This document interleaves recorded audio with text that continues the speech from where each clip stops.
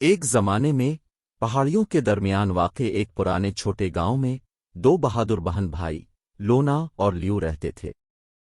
لونا 9 سال کی تھی اور لیو 6 سال کی تھی۔ وہ پورے گاؤں میں اپنے ناقابل تسخیر تجسس اور تلاش کے شوق کے لیے مشہور تھے۔ ایک خوبصورت صبح اپنی دادی کے اٹاری میں کھیلتے ہوئے انہیں ٹھوکر کھا کر ایک قدیم ٹرنک ملا جس میں خاک آلود کتابیں اور عجیب و غریب نمونے تھے۔ ایک پیچیدہ نقشہ کے ساتھ ایک کاغذ جو انہوں نے کبھی نہیں دیکھا تھا سینے کے نیچے سے پایا گیا تھا۔ نقشہ چمکتے ستاروں، گھومتی ہوئی کہکشاؤں اور رنگ برنگی مخلوقات سے مزین تھا۔ نقشے کے بیچ میں ایک جزیرہ تھا جو سنہری روشنی سے جگمگا رہا تھا۔ سب سے اوپر ایک نوٹ پڑتا ہے، عجائبات کا جزیرہ تلاش کریں اور اب تلاش کریں گے۔ لونا کی آنکھیں جوش سے چمک اٹھیں۔ لیو، یہ نقشہ جادوئی لگ رہا ہے۔ مجھے لگتا ہے کہ یہ ایک مہم جوئی کا انتظار ہے۔ لیو نے بے تابی سے سر ہلایا۔ آئیے ایک ایڈونچر پر چلتے ہیں، لونا۔ نقشے کو اپنے ہاتھوں میں مضبوطی سے پکڑے ہوئے لونا اور لیو نے جزیرہ عجائبات کو تلاش کرنے کے لیے سفر شروع کرنے کا فیصلہ کیا۔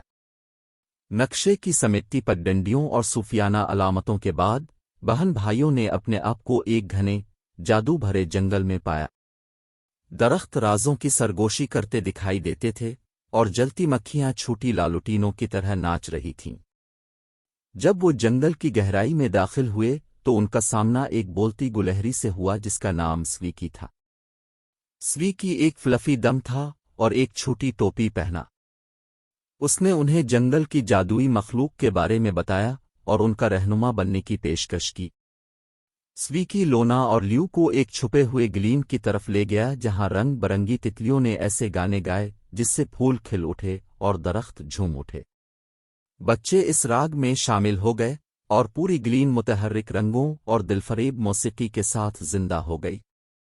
نقشہ انہیں ایک شاندار دریائے قوس قزح کے کنارے لے گیا۔ پانی کرسٹل صاف تھا اور قوس قزح کے ہر رنگ سے چمک رہا تھا۔ لونا اور لیو ڈبکی لگانے سے مزاحمت نہیں کر سکے اور جیسے ہی وہ چاروں طرف چھلک پڑے وہ متسیانگنوں میں تبدیل ہو گئے اور چنچل مچھلیوں کے ساتھ تیرنے لگے۔ مرینا نامی ایک دوستانہ متسیانگنا ان کے ساتھ شامل ہوئی اور پانی کے اندر کی دنیا کی کہانیاں شیئر کیں۔ اس نے انہیں ایک جادوئی سیشل دیا جس نے انہیں پانی کے اندر سانس لینے کی اجازت دی اور وعدہ کیا کہ وہ ہمیشہ کے لیے ان کے دوست رہیں گے۔